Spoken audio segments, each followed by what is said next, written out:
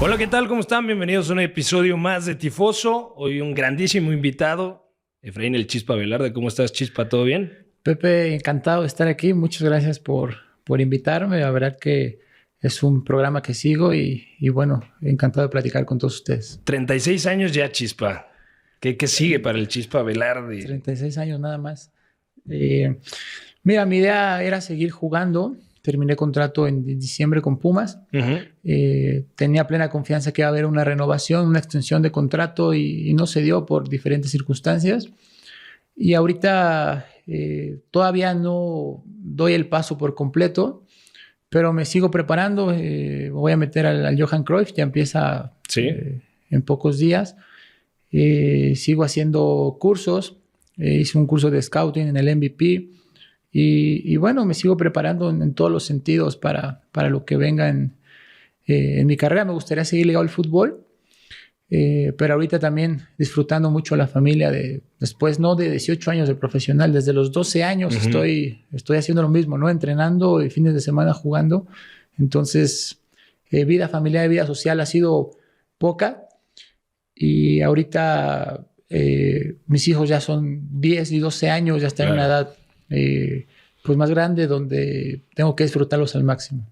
Tu hija gimnasta y tu hijo que está en cantera. Así es, mi hija Sofía es gimnasta desde los 5 años, tiene 12 años y Santino está en la sub-10 de Pumas y bueno, aprovechando la vida familiar al máximo. Y tu hijo con 10 años que está con el Pata Bendita. Así es, está en la sub-10 de Pumas con el Pata Bendita y con Carlos Ubuca, que fueron entrenadores míos, pero feliz porque es súper Puma, entonces muy contento también. ¿Y qué le aconsejas? ¿Que sea futbolista, que lo viva en carne propia, ¿no? Toda esa experiencia de estar en cantera, que luche por su sueño, o también como papá eres realista y dices, bueno, yo pude cumplir el sueño, pero también es muy complicado llegar, ¿no?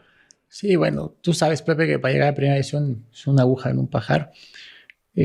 A mí me encantaría que fuera futbolista. Le veo buenas características, tiene capacidad, tiene sangre para jugar al fútbol. ¿Zurdo? No, es derecho. Ok. Pero yo lo único que quiero es que haga deporte y que sea feliz. Si él decide ser futbolista, obviamente no es fácil, pero si decide ese camino, qué padre. Y si no, pues que sea un hombre de bien nada más. Y por ejemplo, en tu caso, cuando entras a Pumas, ¿cómo llegas? ¿Con algún tipo de prueba, algún tipo de recomendación? ¿Desde chico ya eras aficionado a los Pumas? ¿Cuál era el vínculo que había con la universidad? Te cuento rápido un poquito para ponerte en contexto. Yo jugaba en el barrio, en Azcapotzalco. Después fui a la Liga Satélite a jugar al Cruz Azul MM, una filial ahí. Después Arturo Carranco, un entrenador descubridor de talentos de Luis García, de Patiño, de muchos. En la Liga Satélite me lleva a jugar a Jaguares del Kipling. Y después él es el que me lleva a probarme a Pumas a los 12 años. Ok.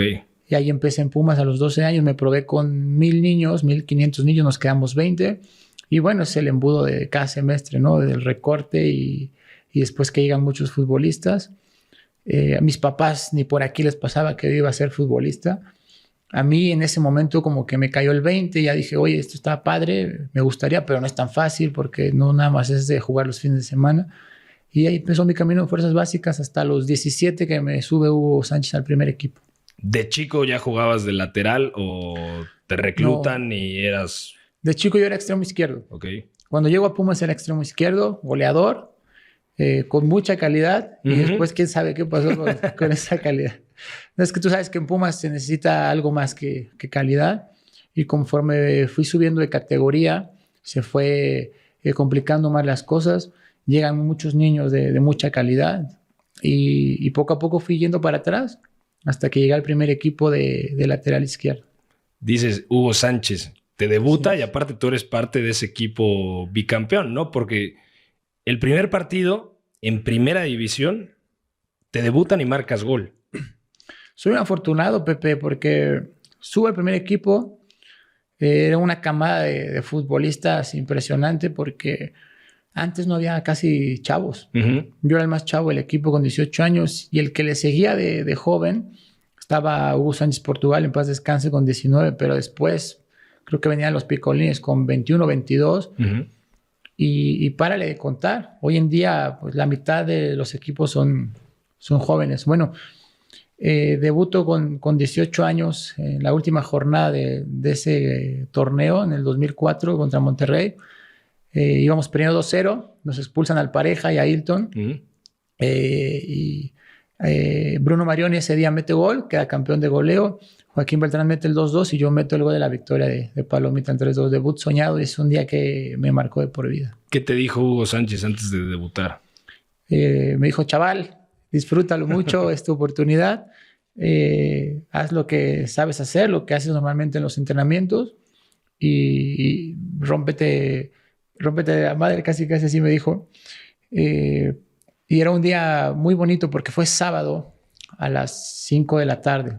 Ese de los pocos torneos que se jugaban todas las jornadas a la misma hora. Sí. Para que no hubiera ahí... Para saber quién avanzaba y para que no hubiera amaño, ¿no? Así es.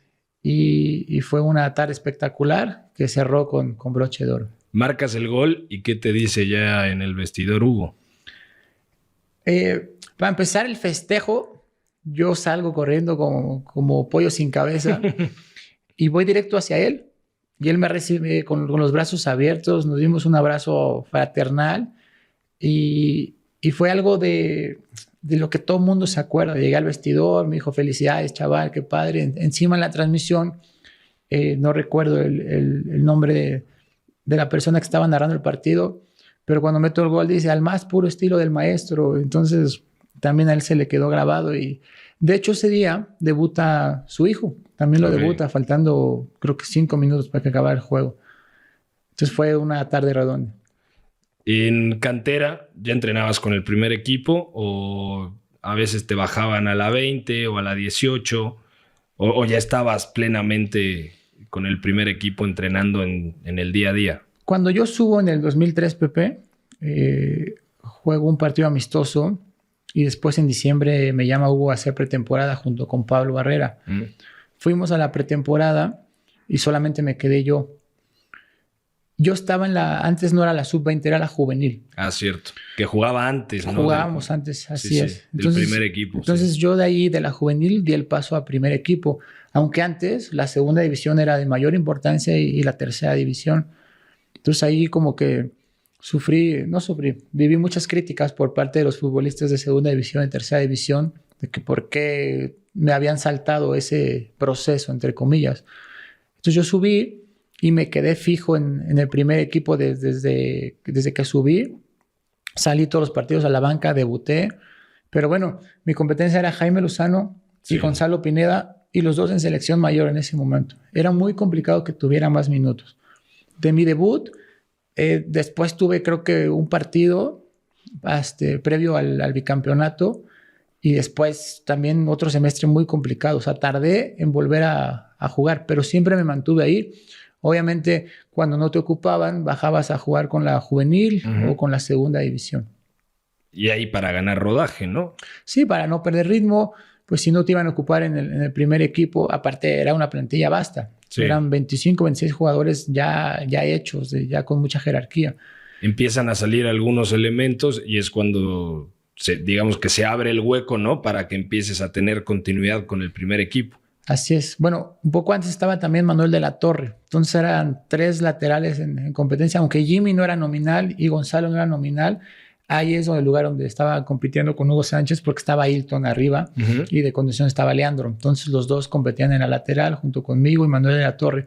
El Negrito de la Torre se va a Toluca, se abre una posibilidad. Cuando no estaba Jimmy y Gonzalo, estaba yo. Se va Jimmy, se va Gonzalo.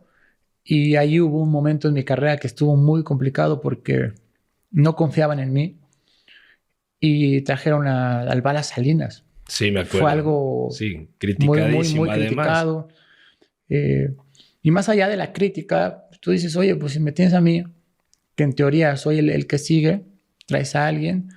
Pero bueno, afortunadamente después se compuso todo, tomó el primer equipo Memo Vázquez, hijo, las últimas jornadas, no sé si fue el clausura 2006 o 2005, y me da oportunidad de jugar la Libertadores, que ya no peleábamos nada, jugué muy bien y cerré jugando los últimos 3 partidos contra Tigres. El último fue contra Dorados de Pep Guardiola y Loco Abreu.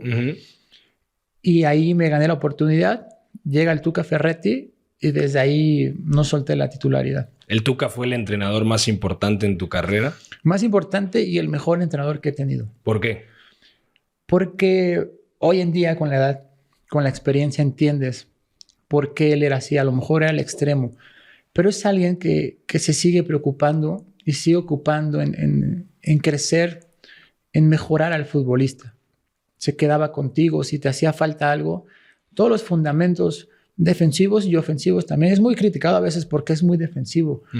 No es que sea defensivo, es que realmente te mete en la cabeza que así como atacas, así mismo tienes que defender. Los recorridos defensivos, la parte de que siempre, si te das cuenta, en sus equipos son las mejores defensas. Sí. ¿Por qué? Porque te hace conciencia. Y trabaja muy bien, trabaja al límite, trabaja al máximo. Su preparador físico es una bestia. Mi torta, realmente las pretemporadas parecía que era para triatlón. Y se fijaba en todos los detalles. No podías aflojar ni un segundo porque perdías la titularidad. Y eso te ayuda y te exponencia como futbolista. Se acercaba mucho a ti en, oye, fíjate, en el 1 contra 1 tienes que perfilarte así, o tienes que orientarlo a la banda, o saber cuándo saltar, ¿no? O no barrerte o en determinadas zonas del campo. Trabaja mucho en lo individual y en lo colectivo y sí se acercaba conmigo. Pero hay algo que a lo mejor se ha perdido en los últimos años, el video. Iba al video y a veces malinterpretamos los futbolistas, que es como que te van a exhibir. No, pues es parte de tu trabajo y es parte del aprendizaje y es una manera de que te des cuenta que sí lo estás haciendo bien o sí lo estás haciendo mal. Entonces en el video con el Tuca, los lunes era un día bravo porque te ponía la edición y a ver aquí por qué no seguiste la pared, por qué no recorriste, por qué saltaste, por qué le pasaste. Él tiene un dicho muy padre, si me quedó grabado de por vida, es: tienes que saber quién eres, cuáles son tus fortalezas, tus capacidades, con quién juegas, cómo juega tu extremo, si es habilidoso, si es rápido, si es lento, quién es tu central, quién es tu contención y contra quién juegas. A partir de ahí ya el juego es diferente. Si tú tienes un extremo habilidoso, no vas a estar pasando al ataque porque tienes que estar contenido. Tu primera función es defender, ya después si puedes atacar por sorpresa, qué mejor. Todo ese tipo de mensajes que te manda y de conciencia que te hace hacer, pues yo creo que generan algo muy bueno para el equipo. Entonces ahí ya no te olvidas esos detalles que a veces los entrenadores dejan pasar. ¿Fue tu mejor momento como futbolista esa etapa entre Memo, Tuca, otra vez Memo? 4 títulos conseguiste con Pumas, pero también tienes el subcampeonato contra Atlante, por ejemplo. Así es. Mira, con Tuca crecí muchísimo. Sí fue uno de mis mejores momentos, pero con Memo Vázquez también. Llegué a tocar selección después. Pero con Tuca, esto me lo decía él, no lo digo yo. Él me decía, si tú logras terminar mejor tu jugada, o sea, el último pase, que es el más complicado, el pase para gol, o logras hacer más goles, Europa te espera. Y me lo dijo él, y me lo dijo Palencia, y me lo decían varios futbolistas. Entonces, que venga de ellos, quiere decir que estaba haciendo bien las cosas, y creo que sí estaba en muy buen momento. Después también tuve momentos maravillosos. ¿Hubo la posibilidad de ir a Europa en algún momento? En algún momento hubo un acercamiento, pero solo acercamiento, no hubo nunca nada claro. Si me preguntas por la parte futbolística, en algún momento sí me sentía preparado. Yo jugaba con Héctor Moreno, que es mi compadre, y viéndolo él a mi lado, digo, el central, zurdo, más cotizados en el mercado, pero yo sentía que tenía las posibilidades de poder ir para allá. Y desafortunadamente no se dio. Pero bueno, estoy tranquilo porque siempre mi carrera fue una carrera regular donde prácticamente siempre fui titular. Es algo muy difícil de conseguir. Y bueno, también las lesiones me respetaron. También yo traté de bajar ese tipo de cuestiones en base a trabajo, en base al profesionalismo. Y bueno, pues fue una carrera maravillosa. Y fuera de Pumas, tu mejor experiencia, Toluca, Rayados, Morelia, ¿dónde te sentiste más cómodo? Fíjate que jugar un clásico regio es de las Es cosas, bravísimo, ¿no? es de las cosas más bonitas que me han pasado, y en el Volcán es algo espectacular. Y soy afortunado por haberlo vivido. La afición de Monterrey es una afición, tú lo sabes, muy fanática. Sales, asomas la cabeza del coche y ya todo el mundo te conoce. Es una ciudad maravillosa. Entonces esa experiencia fue increíble. León me sorprendió mucho porque yo conocía de ir a jugar, pero también es muy apasionada la ciudad. En todos lados te tratan muy bien. Es un equipo que pues tenía un compromiso alto porque cuando llegué venía del bicampeonato. Entonces también fue espectacular. Toluca es maravilloso porque es un equipo, es de los equipos grandes. No es tan mediático, pero lo tiene todo. Yo siempre he dicho, jugar en Toluca es algo que tienes que vivir. Y después regresé a Monterrey. Fui a Morelia, una ciudad muy tranquila donde con mi familia fui feliz. Logramos, creo yo, de los equipos en los que he estado, creo que era el equipo que mejor jugaba, con Pablo Guede. A Pablo Guede le aprendí muchísimo y esa etapa fue maravillosa porque el equipo jugaba muy bonito. Tácticamente revolucionario, ¿no? Pablo Guede. Y aparte muy ofensivo. Le gustaba que sus equipos fueran protagonistas. ¿Qué es lo que más te gustaba de entrenar y de jugar en un equipo de Pablo Guede? A Pablo Guede le aprendí mucho. Es un enfermo de fútbol. Y sí, como dices tú, estaba súper preparado.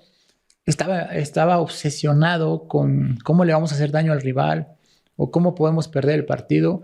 Y realmente se trabajaba en la semana con unos conceptos y unos fundamentos donde encontraba el punto débil del rival.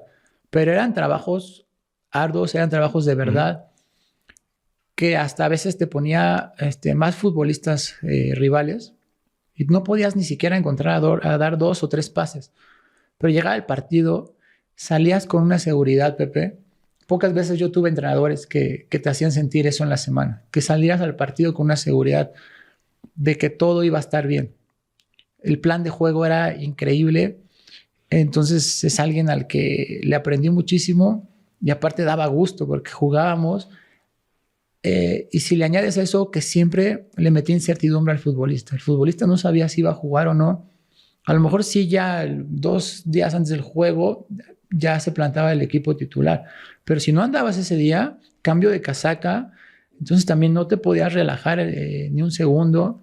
Y también con los videos, con los conceptos, con los fundamentos, hacía que nos aprendiéramos, hacía que viéramos fútbol. Llegaba el lunes y ya estaban las preguntas de a ver contra quién vamos, a quién vas a marcar, quién es el extremo izquierdo, quién es el delantero, quién va a jugar, cómo les vamos a hacer daño. Entonces te involucra. ¿Cambia en la mentalidad del jugador el hecho de saber que estás con un entrenador muy ofensivo, que vas a ser protagonista igual y lo puedes disfrutar más? Pero siendo incluso lateral, rompiendo un poco el tópico del defensa, únicamente se enfoca en defender, ¿no? Pero tú como lateral con Guede disfrutabas, sobre todo cuando podías ir Así es. al frente. Aparte lo exigía. O sea, nosotros, contrario a lo que hace el fútbol, nosotros practicábamos enfrentamientos mano a mano, pero tú saliendo de defensa contra el centro delantero. ¿Por qué? Porque cuando se nublan las ideas o no encuentras los espacios y un equipo te está marcando muy bien, el 1 contra 1 es el que va a hacer que se rompa ese sistema o se rompa esa presión. Entonces imagínate, eran enfrentamientos, salía del portero contigo y era encarar directo a tu delantero o a tu extremo. Entonces te exigía eso también y que si tenías el espacio, que rompieras. Era la manera de romper esquemas como por decir el de Santos, que tenía muy buena presión con Almada. Sí. Era una presión de verdad, lateral, le saltaba lateral. Entonces ese tipo de cosas no son muy comunes y te hacía ver el fútbol diferente, disfrutarlo y máxima concentración, porque así como exigía atacar, estabas al límite en media cancha cuando juntabas el bloque. Tenías que estar muy preparado para hacer el recorrido cuando viniera el pelotazo, porque estabas al límite y jugadores tan rápidos de hoy en día tenías que estar pensando un tiempo antes. Y aparte, ese Morelia tenía muy buenos jugadores, ¿no? Que eso también ayudaba a que la propuesta de Guede se pudiera plasmar en el terreno de juego. Teníamos un muy buen equipo, pero yo sí soy un convencido de que hay entrenadores que exponencian tu capacidad y tu calidad.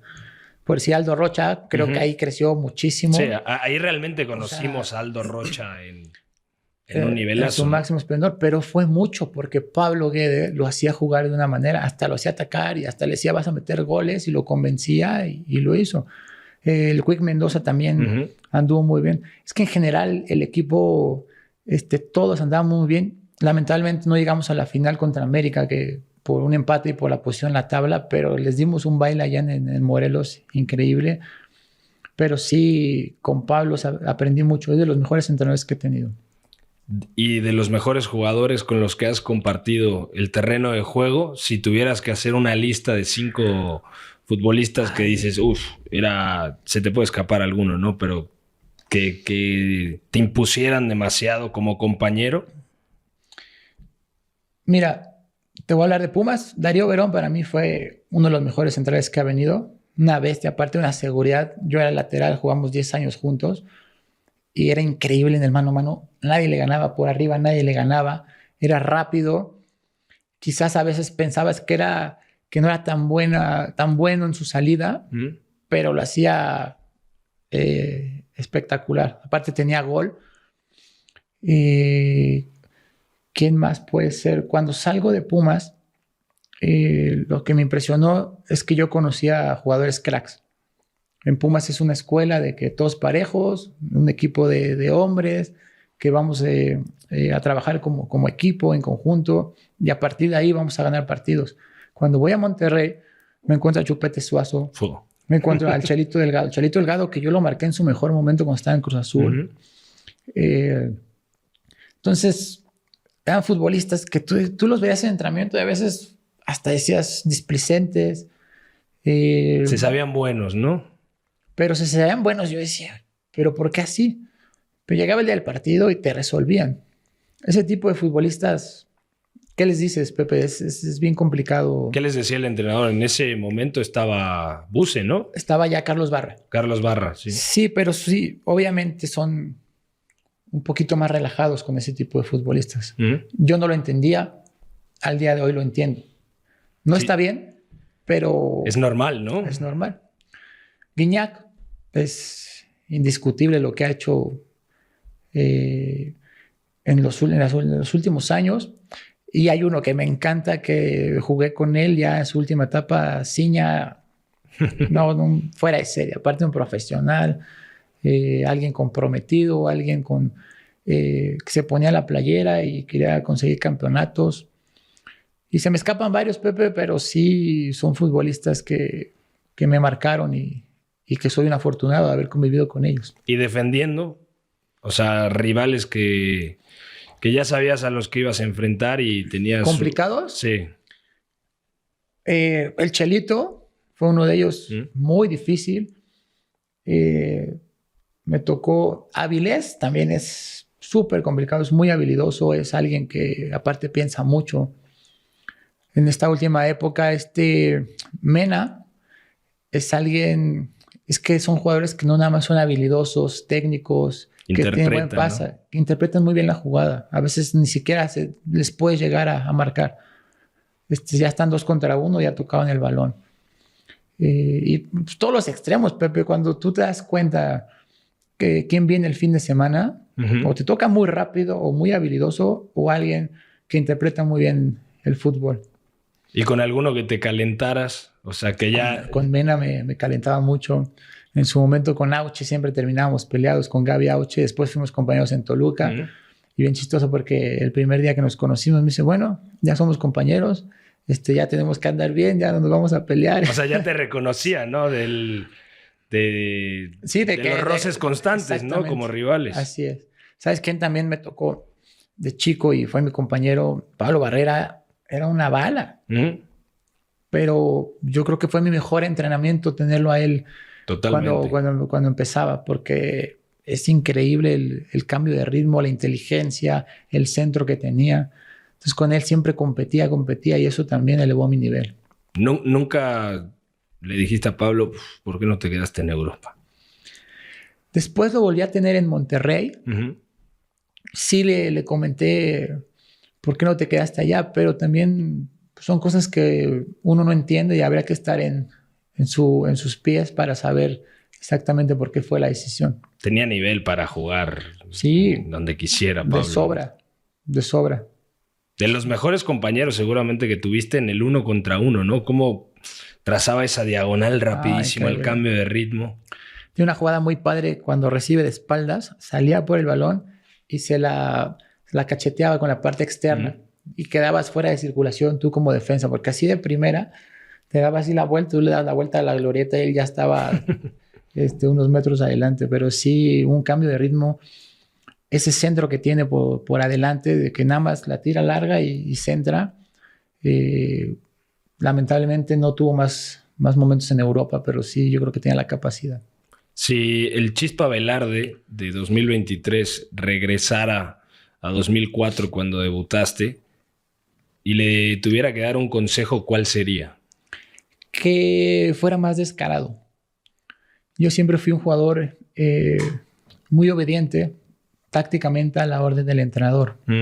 Porque yo sabía, pues es tu jefe y tienes que hacer caso. Y es algo que me resultó muy bien durante toda mi carrera. Pero esos comentarios que me hizo el Tuca, que me hizo Palencia en su momento, Leandro, tenían que ver con ser más agresivo, más descarado, que de repente no me importara lo que me dijera el entrenador y yo sirviera a lo que sentía en ese momento. Entonces como que siempre fui muy rígido a la hora de tomar decisiones porque estaba jugando para el equipo y porque estaba jugando por lo que me pedía el entrenador. Pero sí, cuando hubo un momento en mi carrera que jugué de carrilero, de medio izquierdo con Memo Vázquez, hice goles y llamé mucho la atención, volví a ir a selección. Entonces, ese tipo de cuestiones como que llaman la atención, agradan más a la afición y te quedas con esa voz de boca de que, oye, pues qué padre que pude haber hecho esto. Pero por otro lado también estoy tranquilo de que siempre la playera que vestí, la vestí tratando de dar mi mejor fútbol y mi mejor esfuerzo para el bien del equipo. Pero si le podría decir algo, sería eso. Y en algún momento, ya hablamos de las cosas positivas, algo difícil que te haya hecho dudar si continuar o no dentro del fútbol. Pues, como futbolista, Pepe, todos los años, todos los semestres hay momentos bien complicados que lo dejas pasar y no sabes cómo lo superaste.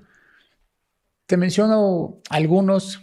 Cuando yo tenía 15 años tuve una lesión de espalda baja que no me dejaba durante 6 meses y en ese momento pensé en dejar el fútbol. Digo, no sabía si iba a llegar a primera o no, pero bueno, desde los 12 años había estado entrenando diario, jugando los fines de semana. Mis papás quitándose el pan de la boca para dármelo a mí para que en ese momento se complicara todo. Afortunadamente lo superé. Cuando debuto y cuando llega un futbolista que no es de Pumas, que vamos a una pretemporada, jugamos contra Toluca, íbamos ganando 6-0, 7-0 y no me metieron. Dice, estamos de pretemporada, pues dale rodada a todos y no me metieron. Llegué llorando a mi casa con mis papás y ¿sabes qué? Ya me voy a hacer a un lado, vamos ganando 7-0 y no me meten. ¿Qué puedo esperar? Te hacen dudar mucho. Siempre he dicho que la fortaleza mental es lo que me distingue de los demás. Y un momento bien duro, Pepe, cuando yo estaba en Toluca, estaba jugando en muy buen nivel, estaba muy bien, y yo pertenecía a Rayados. Esto creo que no lo he contado. Y Rayados tenía 3 laterales izquierdos, Bangioni, Fuentes y Castillo. Entonces me hablan en noviembre, me dice el presidente de Toluca, oye, que te quiere Monterrey de regreso. Y dije, oye, tienen 3 laterales y aparte, pues ya cuando me fui a la Copa América ya no se decidieron prestarme a Toluca, ya no se quedaron conmigo porque Mohamed quería un jugador más ofensivo. Entonces Monterrey dice, no, es que te necesitamos de regreso. Y Toluca tenía un día para hacer válida la opción de compra. Y Toluca le dijo, oye, pero ¿cómo quieres que te lo compres si tienes a 3 laterales izquierdos? No se pudo hacer nada y yo me tenía que regresar a Monterrey porque ellos me pidieron, porque sí o sí. En ese momento yo tenía dos opciones, pelearme con Monterrey y ojalá que se pudiera arreglar lo de Toluca, pero pelearme con Monterrey era a lo mejor te van a mandar a entrenar a la sub-20 y, y bueno, decidí lo más sano, regresar a Monterrey. Mi familia estaba encantada de regresar a Monterrey, y no por Rayados, sino porque tenían muchos futbolistas y yo estaba en muy buen nivel en Toluca. Entonces regresé a Monterrey prácticamente sin poder tener otra opción. Claro. Y no por Monterrey, repito. Bueno, al final se van dos laterales, me quedo compitiendo con Mangioni, pero fue como una... Tú sabes que somos a veces un costal de papas, somos mercancía para allá, para acá. Sí, con buen trato, pero es la única opción que me dieron. Otro momento bien complicado, cuando me voy a la Copa América de Chile, yo pertenecía a Monterrey. Y en ese momento me habían dicho que yo iba a continuar con el equipo, que cualquier cosa me hablaban. Hablé con mi representante, sí, te vas a quedar, ya me dijo el presidente que sí, que cualquier cosa pues, nos va a decir. Día de draft en Chile, acabamos de llegar a la Copa América. Estábamos cenando, no podíamos sacar celulares. Cuando terminamos la cena, me dice Eduardo Herrera, oye, que ya te vas a León. Yo le digo, no, ¿de qué me hablas? Y hace unas horas hablé y estás loco, le digo. Y de repente me dice el Chapo Montes, oye, que ya eres mi compañero. Yo, ¿por qué? Pues ya está aquí, que no sé. Saco mi celular, oficial en la cuenta de Twitter de León y oficial en la cuenta de Rayados, que me había ido a León. Yo no me enteré de nada. Fue la manera en que me enteré por el Twitter. ¿Y no le dijiste algo a la directiva? Claro, Pepe, pero... O sea, vuelvo a lo mismo. ¿Qué pasaba? Pelearme y a lo mejor tomar la decisión de que te vas con la sub-20 o irte a León, que también era muy buena opción. Venía el campeonato, o sea, era un problema bueno, por decirlo así. Pero ese tipo de cosas en el fútbol mexicano, ese tipo de tratos son algo que te duele mucho, que no te den ese lugar, que por lo menos te avisen, que por lo menos te digan. Y pasa con todos, ¿no? En ese momento entendí a muchos futbolistas que han pasado por ahí y que lamentablemente pues así te tratan y así te toca irte. Y repito, no es por irte a un equipo o no. Llegué a León y lo representé de la mejor manera, pero me dolió mucho y es algo que pasa seguido en el fútbol mexicano. ¿Y qué le decías a tu familia, por ejemplo? O sea, tú estando en la Copa América y de repente, oigan, ¿saben qué? Denme 5 minutos, necesito avisarle a mi familia que nos vamos a León. Sí. No, o sea, ni siquiera, no tienes tiempo de nada. Justo llegó mi esposa y mis hijos a la Copa América. Y en la noche, pues fue un momento de incertidumbre, un momento de enojo, de mucho coraje de que traten así a un ser humano y un futbolista. Afortunadamente, mi familia me sigue a todas partes, se adapta de la mejor manera y no tiene ningún problema, pero sí fue un momento muy complicado. No, es que me imagino. ¿Hay alguna manera en la que se pueda erradicar este tipo de comportamientos o este tipo de acciones? ¿O ya es algo que ves muy en el día a día del fútbol mexicano? O sea, que realmente... Tú seguramente lo platicabas con compañeros y dices, bueno, igual y si buscamos algún tipo de solución, pero también, como dices, si te peleas con los equipos, ok, está perfecto y te mandan a la 20 o pierdes continuidad o si no te quieres ir ya te tachan como de un jugador indisciplinado, cuando realmente pues, deberían de tratarlo más como persona que como un costal de papas, como Así dices. Es. Tú sabes que estamos muy desprotegidos en el fútbol mexicano, no hay un sindicato como en España o en Argentina. La Asociación de Futbolistas creció mucho en los últimos años con Álvaro. Le ponen muchas ganas, mucha intención, pero todavía estamos lejos de poder llegar a tener voz y voto. ¿Qué se puede hacer, Pepe? Pues tú sabes los héroes dónde están. Entonces, donde salta un jugador, como dices tú, te tachan. Este futbolista pues ya... te empiezan a ver feo porque es alguien que nos quiere poner ahí trabas. Está muy, muy viciado el fútbol mexicano. Esta última época que estamos viviendo es lamentable. Y lo de siempre, que nos juntemos los futbolistas, porque si supiéramos el peso que tenemos, podemos cambiar el fútbol mexicano, sí, pero no nos juntamos. Hablamos y hablamos, pero no nos juntamos. Los peces gordos, que en su momento ya no están, que realmente tenían una jerarquía y un liderazgo, nunca se unieron para el bien del fútbol mexicano. Medio sí, no, pero nunca se dio ese paso al frente para hacer algo importante en el fútbol mexicano. Y realmente no nos atrevemos, pero nos atrevemos a partir de que cómo está regido el fútbol mexicano, nuestros directivos, la parte de representación. A veces es un círculo vicioso donde si entras, pues prácticamente cavas tu tumba, lamentablemente, pero sí creo que deberíamos de levantar más la voz, que deberíamos de hablar en el momento que pasan las cosas. Quizás te va a ir mal a ti, pero le va a mejorar para las próximas generaciones. ¿Sin representante se puede sobrevivir en el fútbol mexicano? Yo creo que la mejor manera de sobrevivir es tu rendimiento dentro del terreno de juego. Pero a veces es un mal necesario, Pepe. ¿Y tú tuviste representante desde qué etapa? Sí, desde los 18 años. Ok. Pero mi mejor manera de representarme es que siempre jugué. Siempre fui un jugador regular, siempre estuve. Dejé huella a los equipos a los que fui, porque Chispa Velarde tenía una esencia de trabajar, de profesionalismo, de liderazgo, de siempre estar dando lo mejor para el equipo. Y esa fue mi mejor representación. Pero sí, lamentablemente, como futbolista no estás preparado, aunque lleves a la par tu carrera, no estás preparado para arreglar un contrato, de saber cómo son las cosas en el fútbol mexicano. Si vas a tener un contrato por 3 años es bueno, o mejor por 1 año. Todo ese tipo de mañas y de trabas es donde el representante se la sabe de todas. Aunque si no tienes, también te puedes ir bien, porque, repito, tener buen rendimiento dentro del terreno de juego te va a llevar a tener también buenos números en un contrato.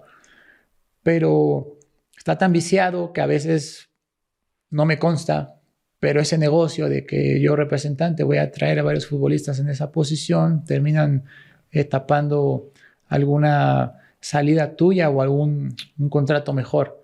Que repito, si tú rindes en el día a día de la mejor manera, también le ganas el puesto aunque lo traiga el mejor representante del mundo. ¿Y alguna vez te pasó, por ejemplo, que el representante se te acercara y te dijera, si nos vamos a tal equipo, pues vas a cobrar más, porque en tales equipos se paga mejor y en determinado momento de tu carrera creo que vale la pena apostar más por el tema económico, que igual no tienes tanto protagonismo, pero vas a ganar más dinero? ¿En algún momento te pasó ese escenario? Fíjate que no, Pepe. Yo fui un jugador muy castigado económicamente en Pumas, porque así es la institución. Por los números que tenía y con 4 campeonatos, yo amaba el equipo, lo amo, y siempre estuve como profesional. Pero yo con esos números en otro equipo hubiera cobrado muchísimo más, pero no hubo ese tema de que el representante acabas a cobrar más o este es un muy buen negocio. Creo que estuve bien representado, se pudieron hacer más cosas, sí, pero en el momento donde sí pudo haber una mejora importante, no me dejó salir Pumas. Okay. Yo tuve en un momento un contrato en la mesa hasta para escoger: Cruz Azul, de Memo Vázquez, Chivas, que estaba Paco Palencia, director deportivo, y Monterrey Tigres. Tigres el Tuca y Monterrey con Buse. Era una época maravillosa para mí, que tenía hasta para escoger. Al club le llegaba una cantidad de dinero importantísima para un defensa y no me dejaron salir. Yo hasta fui a hablar con el rector. Oye, rector, pues ya llevo 7 años, no más, como 9 años en primera división. Ya vienen algunos jugadores. La filosofía de Pumas es que cuando ya viene alguien, pues ya le da salida al otro. No me dejaron salir. Pero yo encantado de continuar en Pumas. Y todo el mundo piensa que cuando voy a Monterrey hay una mejora muy, muy importante. Sí hubo una mejora, pero no fue por dinero. Y nunca tuve ese momento en que alguien quisiera hacer negocio conmigo para para una situación que te exponenciara económicamente. Claro. Hablabas de varias áreas de oportunidad que tiene el fútbol mexicano. Por ejemplo, en el tema de los procesos formativos, Pumas en su día, pues lo primero que te venía a la cabeza cuando te dicen Pumas es la cantera, ¿no? Así es. Que siempre surgen futbolistas.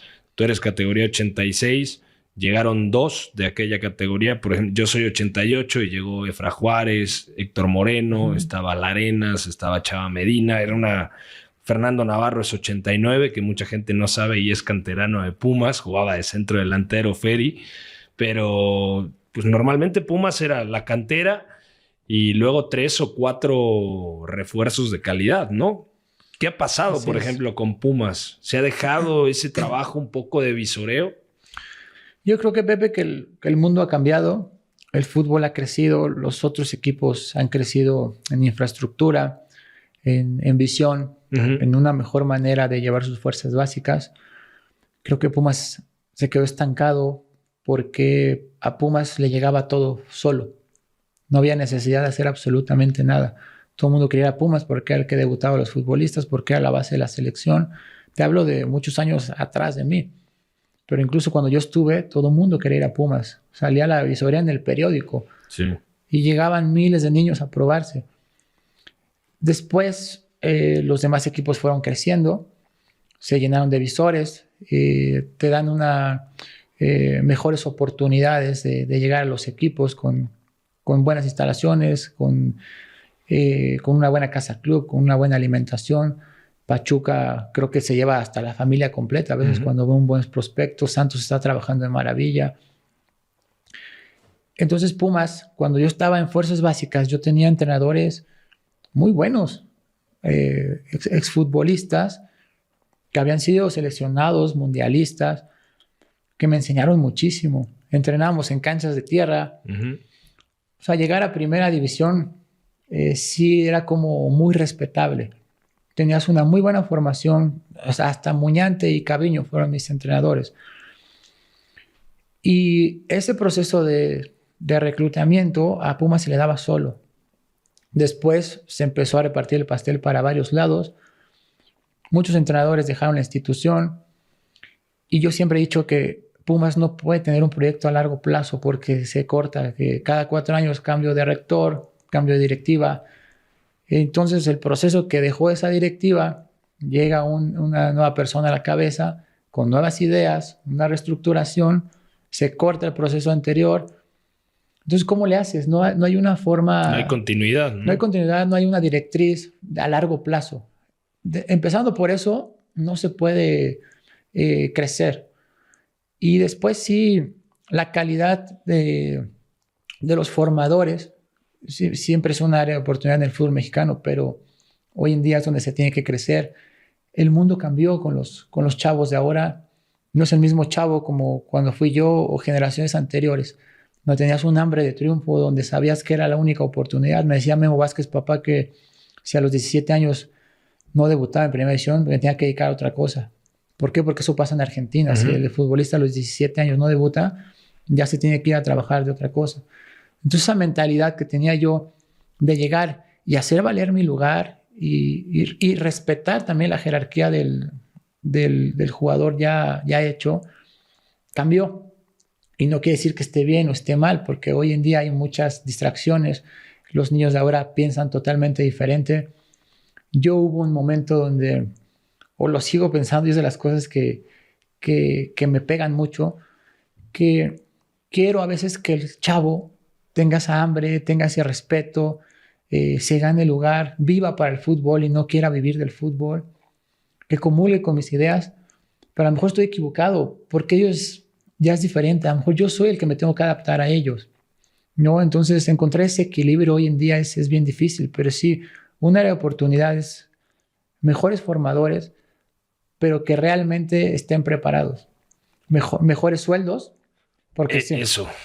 Queremos mejores sueldos, Pepe, pero ¿tú qué has hecho para ganar más como formador? O sea, ¿qué valor agregado tienes para darle al chavo y para tener una mejora económica? ¿Cómo te preparas, no? Exactamente. O sea, tener más recursos como formador para inculcárselos al chico, ¿no? O sea, pero no solamente a los 14, 15 años, sino desde los 10 años. O sea, que el chico, desde un control orientado, desde que se empiece a sensibilizar con ciertas cosas técnicas y tácticas, ¿no? Todos los fundamentos, ¿no? Digo, sí, la formación, esa edad temprana que ya están las fuerzas básicas de los 10 años, sí es divertirse, sí es disfrutarlo, pero ya tienes que empezar a meter los fundamentos, ya tienes que empezar a competir. Y no hablo nada más de la parte futbolística, Pepe. Como ha cambiado tanto el mundo, esa orientación nutricional, esa orientación de redes sociales, esa orientación psicológica que es indispensable, la parte mental, y un poquito más adelante esa educación financiera. Yo creo que ahorita ya el formador tiene que ser un poco de todo, pero sí realmente ir con la misma directriz del director deportivo, el director de fuerzas básicas, donde todos estén en la misma línea y no que uno opine una cosa y el otro opine otra cosa, y que se vea reflejado en el primer equipo.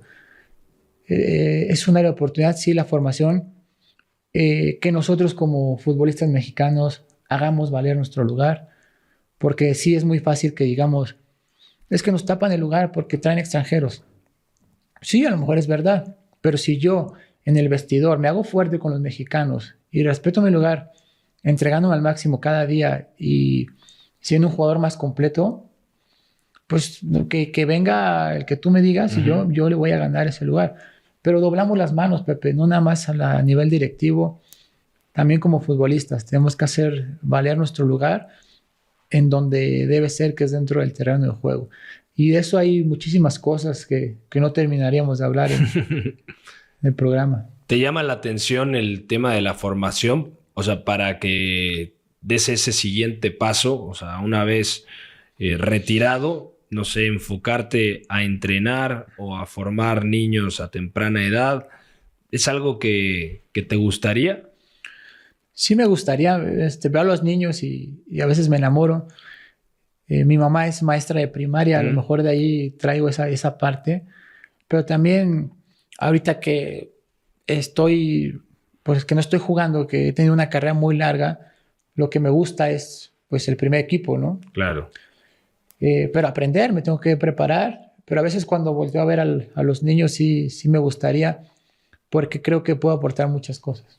¿Como papá eres de los que grita y está ahí detrás o más en confianza le dices, oye, yo creo que tendrías que mejorar este aspecto o pegarle más de media distancia o algún consejo así puntual más en corto, o si eres muy eufórico a la hora de expresarte? No, tengo que poner el ejemplo, Pepe. Tengo que poner el ejemplo de que el niño cuando va a jugar está con la autoridad en ese momento, que es el entrenador, y dentro de la cancha él va a hacer lo que le diga el entrenador y va a encontrar soluciones por sí mismo. Cuando estamos fuera, es momento de compartir mi experiencia, de darle un consejo, de ver la manera en que pueda mejorar, o quizás podemos entrenar alguna otra cosa. Pero creo que tienes que ser respetuoso con el trabajo que está haciendo, ya sea una escuela, ahorita que está en el sub-10 de Pumas, porque es importante, ¿no? Y es parte de su formación. Ya después, cuando se puede, platicamos, checamos en dónde puedes mejorar. Quizás se pueda ver un partido de fútbol y decirte, mira, aquí puedes mejorar, mira cómo lo hace el otro. Pero cuando estoy en el partido, me siento mucho el fútbol, y cuando tu hijo trae la pelota es algo maravilloso. Ahora entiendo a mis papás, pero sí no estoy para gritar ni para estar dando indicaciones ahí. De acuerdo. Ya tienes el curso de entrenador, lo hiciste en el ENDIT. Hace 3 años me decías, ¿no? Antes de entrar a grabar el podcast. ¿Buenas sensaciones? ¿O también es un área de oportunidad en donde, o sea, si tienes una buena universidad, por así decirlo, vas a tener gente más preparada? En este caso, enfocado a la dirección técnica, yo he escuchado muchas críticas sobre el ENDIT de distintos personajes que por evidentes razones no voy a decir, pero creo que también es un ámbito que tiene que trabajar mucho el fútbol mexicano, porque no solamente es el tema de vamos a trabajar con los jóvenes, sino trabajar con los entrenadores, porque si el entrenador está más preparado, por lo tanto, va a poder ofrecer más soluciones, ¿no? A la hora de los procesos formativos o a la hora de llegar a un primer equipo. ¿Cómo fue tu experiencia en el Endit? Bueno, primero fue muy difícil. Tú sabes que jugar y combinar los estudios es muy complicado. Uh-huh. Yo estudié administración de negocios a la par del fútbol y después anduve por todos lados tratando de revalidar materias. Después lo del Endit era los lunes, de 1 de la tarde a 7 de la tarde. Yo lo empecé estando en Toluca, después en Monterrey lo continué, después en Morelia, me iba todos los lunes de Morelia a Toluca para hacer el curso, vale. fue el último módulo. Y como futbolista profesional, o sea, imagínate ese desgaste. Y creo que sí es un poco superficial, tiene cosas muy buenas, pero si realmente queremos entrenadores de verdad, formadores de verdad, se tiene que mejorar muchísimo en el curso de director técnico. Creo que hace poco se estaban aliando con el MVP de Barcelona, que sería algo maravilloso. Totalmente. No supe si sí, pero creo que sí es como una embarradita nada más de lo que vas a encontrar. Independientemente de eso, tú sabes que tienes que ir a la cancha y es donde más vas a aprender. Pero sí se tiene que mejorar mucho en el curso de entrenador. Para que tengamos mejores formadores y mejores entrenadores. Y el que quiere ser entrenador también tiene que prepararse bien, ¿no? O sea, no nada más es ir ahí. Totalmente. Hay muchos cursos, puedes buscar. Tomaste el de scouting, por ejemplo. Tomé un de scouting de MVP, me voy a meter ahorita al Johan Cruyff. Uh-huh. Estaba viendo si me metí al MVP, al Master, pero ese ahorita está presencial. Okay. Y el otro es en línea. Y creo que para tomar ese me gustaría más ir a ver un partido de la Champions estando ahí en Barcelona. Sería maravilloso. Totalmente. Pero siempre buscando más herramientas, Pepe, para complementar mi carrera de futbolista. Porque a veces pensamos que jugamos muchos años y lo sabemos todo. A lo mejor puedes saber mucho, pero después saber enseñar, esa gestión de grupo no es nada fácil. Y es donde también tenemos que colaborar mucho para pues, ponernos las pilas y crecer en todos los sentidos.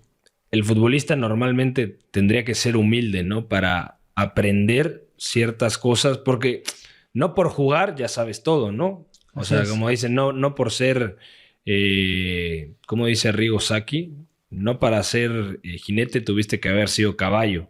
Entonces creo que son dos cosas completamente distintas. El hecho de jugarlo y luego de ser entrenador. ¿Es algo que a ti te llama la atención, Chispa? Sí me llama la atención, pero quiero estar ahí para realmente enamorarme. Me veo como entrenador de Pumas en algún momento y sería algo maravilloso para mí, para mi carrera. Pero sí creo que la preparación tiene que ser constante, la preparación nunca va a terminar. Sí, como futbolista tienes un valor agregado. Uh-huh. Por tantos años, por tantos entrenadores tan buenos que has tenido. Es la mejor experiencia y la mejor manera de aprender. Pero después viene, si te subes al banquito y lo ves desde arriba, hay un mundo de mejora, hay un mundo de oportunidad, hay un mundo de crecimiento. Imagínate, te preparas, eres futbolista con una carrera larga y aparte te preparas, ahí es donde realmente vas a tener este salto de calidad. Por decir, tú eres un genio, te sabes los futbolistas prácticamente de todas las ligas, cosa que nosotros no. A veces, hoy en día hemos dejado de ver mucho fútbol, en parte por los dobles torneos o porque no se dan los horarios y segundo porque la tele ya no nos deja ver, caray. Tienes que buscar todas las plataformas para poder ver fútbol, pero sí, estando de afuera es donde más puedes aprender porque ya ves desde otra perspectiva. ¿Tú eras de los futbolistas que consumían muchos partidos o no tan? O sea, porque tengo algunos amigos jugadores que ni por error prenden un partido. Uh-huh. O sea, que no ven absolutamente nada, pero ni siquiera de su equipo, ¿no? Sí, conocí muchos compañeros también que no sabían ni contra quién íbamos el fin de semana. Sí. Sí consumía muchísimo fútbol, Pepe. A partir de que tuve a mis hijos, uh-huh, empezó a bajar esa parte porque también no nada más eres futbolista, eres padre de familia, ¿no? Y cuando están tus hijos de por medio, hay prioridades que cumplir. Pero sí siempre traté de ver fútbol. En los últimos años bajó un poquito, pero sí era de los que consumía y sobre todo de que analizaba al rival con el que iba a jugar el fin de semana. ¿Sabías a qué tipo de extremo te ibas a enfrentar? ¿Cuáles son las virtudes, defectos? Si puedes ir un poco más al frente. O sea, muy pocos jugadores, creo yo, en el fútbol mexicano se preparan con esa determinación y dedicación, ¿no? Sí, es que es algo que tenemos que mejorar. Lo que decía hace rato, hay muchos distractores. Al futbolista no le gusta ver video, sobre todo el de hacer correcciones, porque te duele que hagas algo mal y que te estén viendo tus compañeros o que te estén señalando el error, que yo creo que es algo para mejorar, ¿no? Y sí, es importantísimo ver fútbol. En los últimos años, con tanta tecnología, con tantas aplicaciones, ya era más fácil porque ya te mandaban la edición del futbolista que te tocaba marcar. Entonces, todavía había una herramienta pues más fácil de usar, donde no te tenías que echar de todo el juego. Y creo que entre más detalles puedas sumar para salir al partido más preparado, pues qué mejor. Tienes que utilizar todas esas herramientas a favor. Si no las utilizas, pues muy mal, caray, porque hoy en día tenemos todo para mejorar. Cambiando un poco de tema, Chispa, la selección mexicana, ¿cómo la ves en este momento? Lo de Diego Coca, todo el turbulento proceso que tuvo al final la etapa de Gerardo Martino. ¿Te decepcionó México en el Mundial o ya lo esperabas? ¿Era crónica de una muerte anunciada? ¿Cómo lo viste tú? Mira, yo siempre he dicho que lo que más me gustaría es que el entrenador de la selección sea un entrenador mexicano. No estoy peleado con que llegue alguien preparado, que alguien que venga a sumar, bienvenido. La parte del Tata se me hizo muy congruente. El primer año, los primeros 2 años, aparte del equipo creo que jugaba bien, creo que llamaba a los elementos que mejor nivel estaban. Y después empieza la turbulencia de malos resultados, de que si llamo a uno, no llamo a otro. O sea, la parte extracancha jugó mucho para que el Tata no estuviera bien. No quiero decir que sea justificable, pero y que los futbolistas también no fueran llamados en su mejor momento o todo el tema del Chicharito, por decirlo. Claro. La llegada al Mundial, yo creo que el 80% de las personas, si no es que más, pensaban que le iba a ir mal a México. Si te vas a la parte futbolística del Mundial, yo no creo que haya sido un mal Mundial. Creo que hubo momentos importantes del equipo mexicano. Contra Argentina no atacamos nada, pero bueno, el plan de juego hasta ahí iba, hasta el gol de Messi. Messi, sí. Y no sé si es decepción. La decepción viene más atrás, por los malos manejos, por los malos tratos que he tenido yo como futbolista o que ha tenido todo el fútbol mexicano, porque sabes que está muy viciado, porque sabes que hay mucho negocio, porque sabes que el negocio está por encima de lo deportivo. Y ya, pues como que hasta se te hace normal, ¿no? De que, pues, ¿qué esperamos si así está el fútbol mexicano? Y hoy en día, cuando piensas que ya lo viste todo, sale otra cosa que no lo puedes creer, ¿no? O sea, ponen a gente que no sabes, o sea, cuáles son los méritos para estar en la selección o cuál es la preparación para poder llevar a la selección al siguiente nivel. Y no es que tenga nada en contra de nadie, pero tú esperarías que si ya tocamos fondo, que venga la mejora, ¿no? Y te digo, piensas que ya lo viste todo y cuando piensas que ya fue lo peor, viene algo todavía más complicado. Ojalá que me equivoque.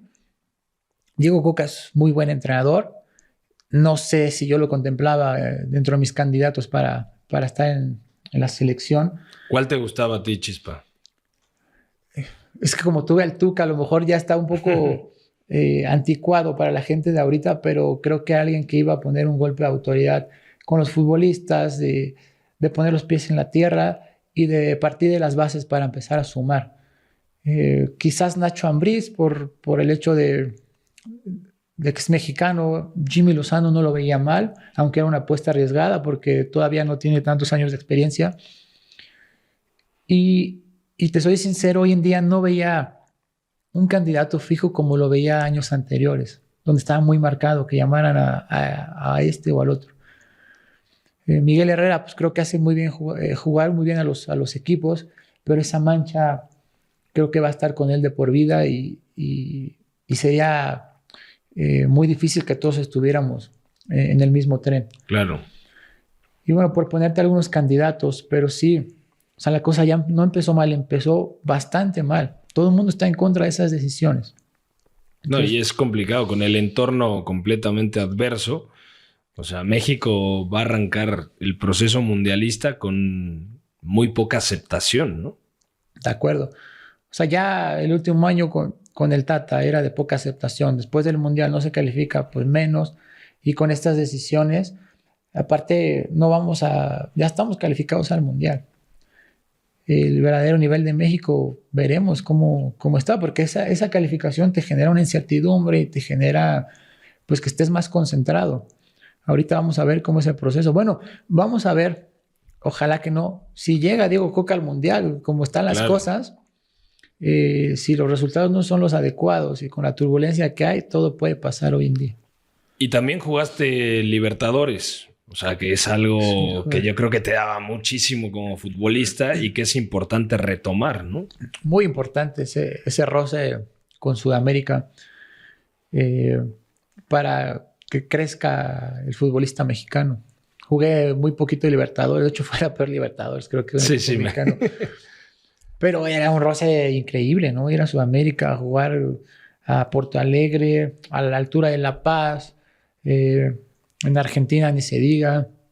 O sea, son experiencias que te hacen crecer muchísimo y que por el mismo el negocio, que también a veces uno no entiende, ¿no? Se le hace muy fácil. Oye, tenemos que regresar acá, pero si con el poderío económico de México y con la estructura que tiene México, claro que se puede hacer. Ojalá que regrese, se va a hacer, pero acá en Estados Unidos. Claro. Pero sí es un punto importante para que siga creciendo el fútbol mexicano. Chispa, ¿algo más que quieras agregar? De verdad, lo he pasado muy bien. Bueno, el podcast. ¿Cómo decidiste innovar con el tema del podcast? ¿Por qué? ¿Qué te motivó? ¿Se lo platicaste a tu familia y te dijeron lánzate, vete al 100% con eso? ¿Grabas en tu casa, además? Así es. Fue un proyecto un poquito arriesgado, Pepe, porque tú sabes que como futbolista en activo y con tanto hate ahorita en las redes sociales, era complicado meterse allá a la boca del lobo. Pero un sueño que yo tenía de cambiar los roles. Normalmente estoy acostumbrado a que me entrevisten y ahora yo llevar la entrevista era algo que me llamaba la atención para conocer el punto de vista de un analista, de un futbolista, de un entrenador, de más personalidades que tuve y sobre todo conocer más allá de la tele, ¿no? Conocer más de la persona, del ser humano, de su familia, porque a veces no sabemos qué hay detrás de cada analista o de cada futbolista o de cada entrenador. Entonces era un sueño personal que me arriesgué y fue algo que me gustó mucho y que tuvo muy buena aceptación. Entonces ahí lo hicimos, ahorita estamos en stand-by, pero vienen cosas mejores. ¿Te gusta esa parte de comentar? O sea, ¿te animarías en algún momento si llega alguna televisora o alguna radiodifusora a comentar partidos? Sí, siempre lo dije. O sea, me gustaría seguir ligado al fútbol como entrenador, como directivo, pero la tele también me llama la atención. Sigues viendo fútbol, sigues haciendo lo que te gusta y sería algo maravilloso también. Chispa, de verdad, gracias por pasarte por acá, por Tifoso. ¿Algo más que quieras agregar? No, nada, Pepe, gracias a ustedes. Realmente hablar de fútbol siempre es algo maravilloso y más con gente tan preparada como tú. Muchas gracias por la invitación y estamos a la orden. Y lo mejor siempre está por venir. No importa ya que esté la etapa final de tu carrera, pero siempre te vi como un jugador súper profesional, más allá de las capacidades zurdo, que eso siempre daba un plus, con un recorrido tremendo, disciplinado, que todos los futbolistas con los que he hablado siempre me hablaron bien de ti. Y eso yo creo que es el reflejo de una carrera intachable, ¿no? O sea, que siempre estuviste ahí por y para tus compañeros y el equipo de turno que representaste. De acuerdo. Muchas gracias por tus palabras. Las valoro mucho. Y sí, o sea, yo sé que vienen cosas extraordinarias después del fútbol. El Chispa Velarde en Tifoso, muchísimas gracias. No olviden sintonizar acá en el canal de Apuntes de Rabona. Tenemos otras entrevistas. Fuerte abrazo, que tengan un buen día.